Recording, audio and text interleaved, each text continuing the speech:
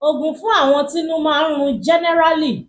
Ó tún wá yọrí fún àwọn tí wọ́n máa ń ní ìpèníjà inú rírun tó pọ̀ tí wọ́n bá fẹ́ menstruate. Bismillah. bẹ́ẹ̀ni ẹ gẹ́ẹ̀tì akọgùn ẹ gẹ́ẹ̀tì ẹ gún kó kúnná ẹ sọ́ di powder ẹ wá kọ́hún blálà níwọ̀nba ẹ lọ pẹ̀lú ẹ á di powder papọ̀ ẹ wá máa bu ìlàjì síbí onírọ́bà tékèwé yẹn ẹ bù sínú cup ẹ wá bu ọsàn wẹ́wẹ́ omi ọsàn wẹ́wẹ́ tí wọ́n fún mi là ẹ dà lé lórí ẹ mix ẹ̀ pọ̀ ẹ dà á mu kò sí bínú rírun náà ṣe lágbára tó ó ń ṣiṣẹ́ fún ó dẹ̀ ń ṣiṣẹ́ fún menstrual pain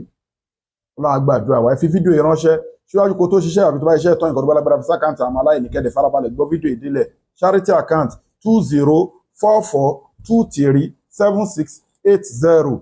2044237680 First Bank of Nigeria Global Dahiratu Dhikrlahi Islamic Organization ẹ bá wa patronize àwọn product wa lóríṣiríṣi egbòogi made in India packed in South Africa àti àwọn full package wa náà lóríṣiríṣi obìnrin tó ń wojú Ọlọ́run bá fọ́mọ ọkùnrin tó ní weak erection quick ejaculation premature ejaculation ẹni tó ń lálàkàlà tó ń forí kópa látakùn tó ń jẹun lójú oorun obìnrin tó ní fibroid yeast PCOS ovulation problem infertility ó ti yẹ yín nísìn ẹ̀dà sperm leakage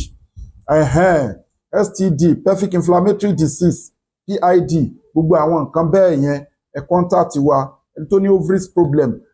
menstrual disorder generally so ẹ contact wa àwọn product wa ní lóríṣiríṣi adé láwọn special tá à ń ṣe abẹ́ni tó yẹ pé ayé ń dà láàmú tí ìfù ń dà láàmú ètò àwẹ́wà tá a fi yanjú problem fáwọn èèyàn ètò àdúrà wà ètò sàárà wà àwọn àlálùpà ọ̀dà wà lóríṣiríṣi tá a máa ṣe special fún yàn yàtọ̀ sáwọn brand product wa lórí láti wo èké nínú àìsàn business láìta aláì contact wa lórí +234-810-913-1425 a wà ní Abraham Adesanya Lekki Ajah Etí Ọ̀sà Lagos pé wá fún èké ìpèníjà tó bá òkú dojú kẹdà right way lẹ́wà bí sínú ìlà ìta àlà gbogbo ẹ̀yin customers wa gbogbo ẹ̀yin fans wa ẹ̀rí bá ti ṣe ẹ̀rọ náà gbígbà ẹ̀ ní parẹ́ máyé lára ẹ make order yín we deliver across the globe bẹ́ẹ̀ ni customer ló máa sanwó delivery à ń send sí America à ń send sí Canada ẹ lọ wo page ẹ̀rí bá ṣe ń send ìkan kiri all over the world à ń lo the best logistics DHL la máa ń lò àdètún máa ń lo GIG fún local láti deliver àdúrà wa gbà iná lè zátàlí láì jẹ̀míà gbogbo agbára Ọlọ́run bá lónìí má sálámù ayélujára lè kọ́ ẹ.